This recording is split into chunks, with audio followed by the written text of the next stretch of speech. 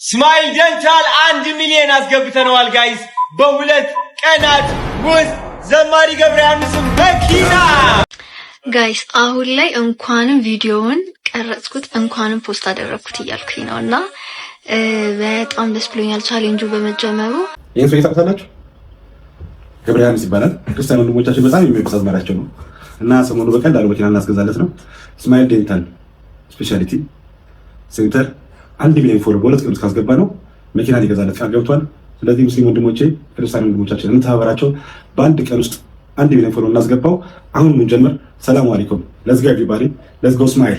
ሰላም ቤተሰቦች እንዴት ናችሁ? ዛሬ እንግዲህ ደስ በሚል ሁኔታ ተገናኝተናል። የዘማሪ ገብረያንስ ቻሌንጅ እንግዲህ በአሁን ሰዓት ላይ ደስ በሚል ሁኔታ መኪናን ይዞ መጥቷል። መኪናውን ማሸነፍ ችለናል። ቀጣዩ እንግዲህ የቤቱ ሁኔታ ነው የሚሆነው። ለቤቱም ሁኔታ አቶ ሳሙኤል ሰማቸው እየተነሳ ይገኛል። ያሳኩት ይሆን የሚለው ነገር በጥያቄ ውስጥ ሆኖ ዛሬ ግን ልነግራችሁ የሚፈልገው አንዳንድ መልእክቶች አሉ። በሚገርም ሁኔታ የህዝብ ጥያቄ ሆኖ ስላገኘሁትም ነው። ታዲያ ደስ በሚል ሁኔታ ባሳለፍነው ቪዲዮ ላይ እንግዲህ ተሸላሚውን ተናግረን ነበር። በቪዲዮ መጨረሻ ላይ ስለነበረ ብዙዎቻችሁ አልተገነዘባችሁትም። እንደዚሁም ደግሞ ተሸላሚዋ ቪዲዮ ሽልማት ይኖራል ብዬ ነግሬያችሁ ነበረ። ባለው ሀዘን ምክንያት በዚህ ቪዲዮ መግቢያ ላይ ስላልነገርኳችሁ በአሁን በመጨረሻው ሰዓት ላይ ልነግራችሁ ወደድኩኝ። የዚህ ቪዲዮ አሸናፊ እንግዲህ በሶስቱም ቪዲዮ እንደዚሁም ከዛ በላይ ላይክ እና ኮሜንት በማድረግ እየተሳተፈች የነበረች ሰብስክራይበራችን እንግዲህ በአሁን ሰዓት ላይ የ1500 ብር ተሸላሚ ልትሆን ትችላለች። እሷም እንግዲህ እዚህ ጋር እንደምትመለከቷት ይህቺ ልጅ ናት። ከጀርቤ በምትመለከቻቸው አካውንቶች በፈለግሽው አዋሪኝና ገንዘብሽን መውሰድ ትችላለሽ። ምናልባት ይህንን ነገር የተናገርኩት መጨረሻ ላይ ስለሆነ ቀጣይ ቪዲዮ ላይም ድጋሚ ይፋ ስለማደርገው ተስፋ ሳትቆርጥ እንድትቆይ ኮሜንት ላይም እንድትነግሯት እኔ ኮዲጉ መናገር ፈልጋለሁ። ተሸላሚዋ እንግዲህ በድጋሚ ዛሬም ማንነቷን እያሳወቅኩኝ በእነዚህ ሶሻል ሚዲያዎች ኮንታክትሪን ማድረግ እንደምትችይ ኮዲጉ እየገለጽኩኝ ካሁኑ እናንተም ሰብስክራይብ በማድረግና ይህንን ቪዲዮ ላይክ ኮሜንት በማድረግ በየ3 ቪዲዮ ለወንዶች 1000 ብር ለሴቶች 1500 ብር ይዤ መጥቻለሁ። ሳይደክሙብን በህይወት እያሉ የእኛን አባት ምኞት የምናሳካበት አዲስ ቻሌንጅ ልናስጀምራችሁ ነው።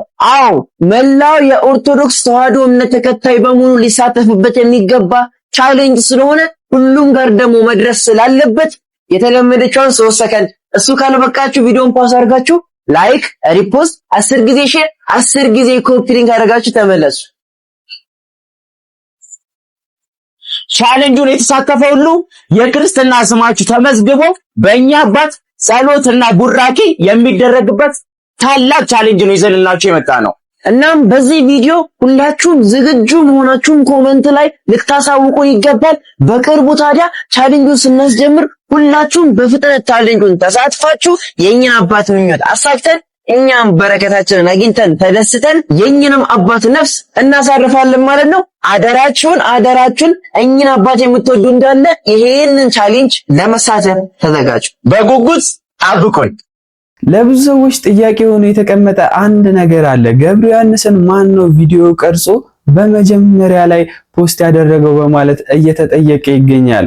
ልጅቷም እንግዲህ በእንደዚህ አይነት መልኩ በራሷ መክሯታንና ለገብረያንስ ይሄን ያህል ተደስታ አመስግናበታለች።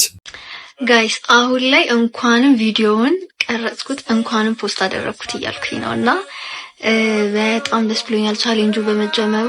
ለ20 ዓመታትና ከዛ በላይ እንግዲህ ቤተክርስቲያንን ኢየሱስ ክርስቶስን ሲያገለግል የነበረው ለዘማሪ ገብረያንስ በእንደዚህ አይነት መልኩ እንግዲህ ስጦታዎችን እያበረከትንለት እንገኛለን።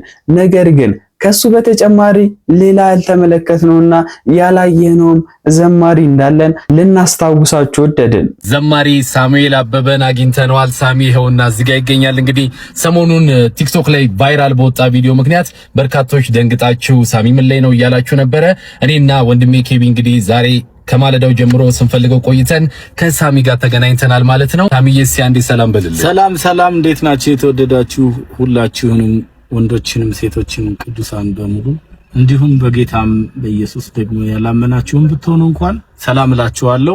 እኔ ዘማሪ ሳሙኤል አበበ ነኝ። እግዚአብሔር ደግሞ እድል ሰጥቶን ተገናኝተናል። በወንድሞቻችን በኩል እግዚአብሔር የሚሰራውን ደግሞ በእኔም ደግሞ እንደሰራው ደግሞ እግዚአብሔር በሁሉ እንደሚሰራው የእግዚአብሔር ክብር ይገለጥ ዘንድ ነውና ተገናኝተናል። እግዚአብሔር ይባርካችሁ። ብዙዎቻችሁ ናፍቃችሁኛል። እንግዲህ እንገናኛለን። ብዙ ጊዜ በልቤ የማስበውና የማብሰለስለው አንድ ነገር አለ። በተለይ ደግሞ የቤተክርስቲያን አገልጋዮችን በመመለከትበት ሰዓት፣ አስተማሪዎቿን በመመለከትበት ሰዓት፣ እንደዚሁም ደግሞ ካህን ቄሱን በመመለከትበት ሰዓት እግዚአብሔር በእነሱ ላይ አድሮ ብዙ ነገርን ባያስተምረን መንፈሳችንን ባይገዛልን ኖሮ በአሁን ሰዓት ላይ ምን ያክል ደረጃ ላይ እንደርሳለን ብዬ ብዙ ጊዜ ለራሴ ጥያቄ የሚፈጥርብኝ ነገር ነው። በዚህ ነገር ላይ የእናንተንም ሐሳብ ኮሜንት ሴክሽን ላይ ፈልገዋለሁ። ደሙን የሚያቀብለው ካህን ጠንቋይ ነበር ብሎ እንዴት መምህር ዘላለም ያስተምራል? እስቲ ይህንን ቪዲዮ ሰምተን እንመለሱላችሁ ነው። አንድ ጠንቋይ የሆነ ቄስ ነበር። እየሰማችሁ ነው? ይህ ካህን እየጠነቆለ ቤተ መቅደስ እየገባ ይቀድስ ነበር እና ህዝቡ ስራውን አወቀበት። ስለዚህ አንድ ቀን ስርዓተ ቅዳሴ ተሰይሞ ሊገባ ሲል ህዝቡ ከዚህ በላይ ይበቃናል፣ ቀድሶ ሲወጣ እንገለዋለን፣ ቀጥቅጠናል። የጠንቋይነት የማታውቅ አንዲት ንጹህ የሆነች ሴት ቅዳሴውን አስቀድሳ ለመቁረብ ገባች። ማንም አያስቀድስም። እሱ ቤተ መቅደስ ሲገባ ሁሉም ውጪ ነው የሚሆኑት፣ ላለማየት ላለመስማት። ገባ፣ ቅዳሴውን ቀደሰ። ከዛ ያችን ልጅ አቅርቧት ቀጥ ብለው ወጡ። እየሰማችሁ ነው አይደል? አቅርቧት ወጡ። ከዛ በኋላ ሰው ሁለቱንም ያዛቸው። አንቺ ጠንቋይ ከሆነ ቄስ በመቁረብሽ፣ እሱ ደግሞ ጠንቋይ ሆኖ ቤተ መቅደስ ገብቶ በመቀደሱ ሁለታችሁንም ልንገላችሁ ነው አሏቸው። ልጅቷ ምንም ስለማታውቅ ዝም አለች። ያ ቄስ ግን ቢያንስ ከመግደላችሁ በፊት አንድ እድል ስጡኝ፣ ምን እንደሆነ ቢያንስ ልንገራችኋል።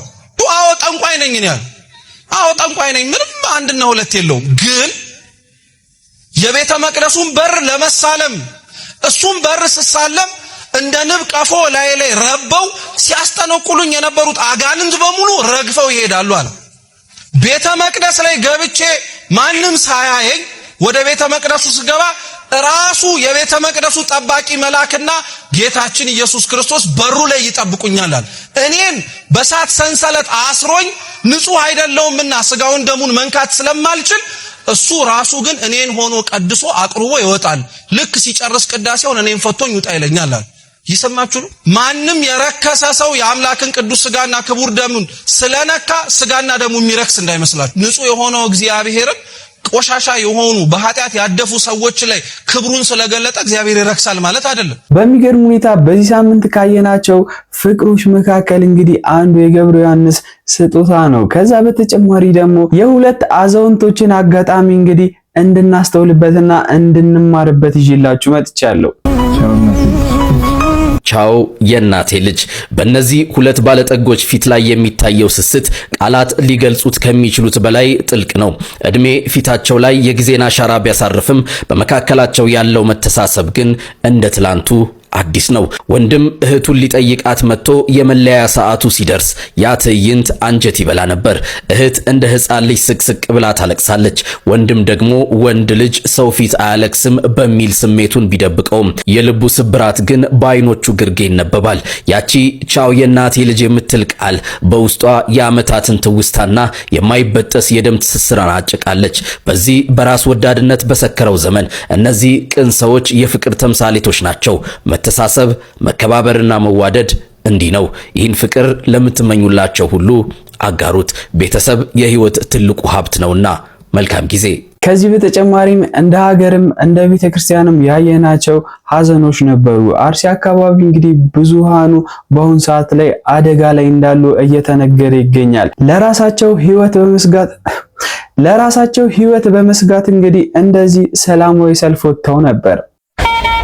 አሁን እንደምታዩት እንግዲህ ሰላማዊ ሰልፉ ለመጀመር በርካታ ሰዎች እየመጡ ነው የሚገኙትኝ እና ቆይተን እንጀምራለን። እለፉ። ብዙ ህዝብም በሶሻል ሚዲያ ለዚህ ነገር እንግዲህ ተቃውሞውን እያሰማና ድምጽ መሆኑን እየተናገረ ይገኛል።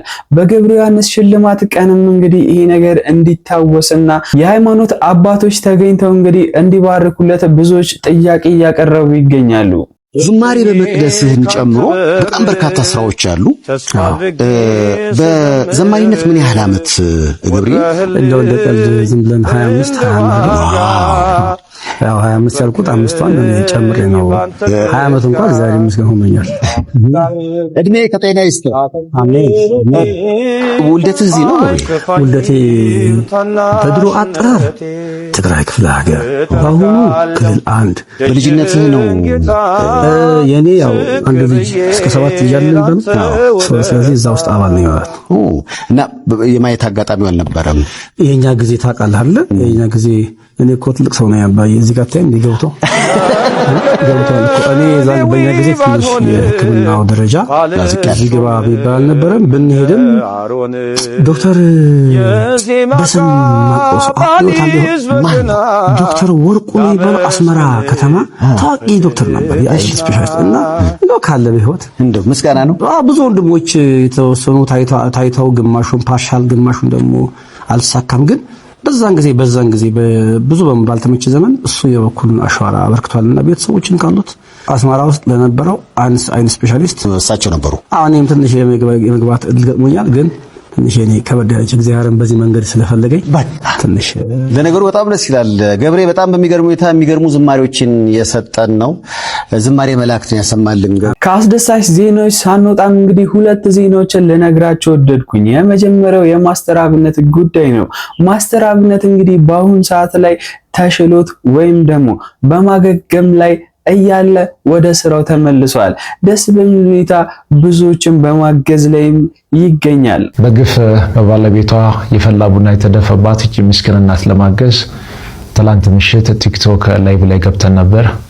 አንገታቸው ላይ ያለው ይሄኛው ቁስል ቡና ተደፍቶባቸው ነው በእንደዚህ አይነት ሁኔታ በስቃይ ውስጥ የሚገኙትና እኚህን እናት ለማገዝ ትላንት በቲክቶክ ላይቭ ላይ ገብተን ከደጋግ ኢትዮጵያውያን 200 ሺህ ብር የተሰበሰበ ሲሆን የቀረውን 300 ሺህ ብር በብዙ በጎ ስራዎች የምናቃት እህታችን ሙኒት እንዲሁም ወንድማችን ሙፍቲ የቀረውን 300 ሺህ ብር ሸፍነው ግማሽ ሚሊዮን ብር ተሰብስቧል።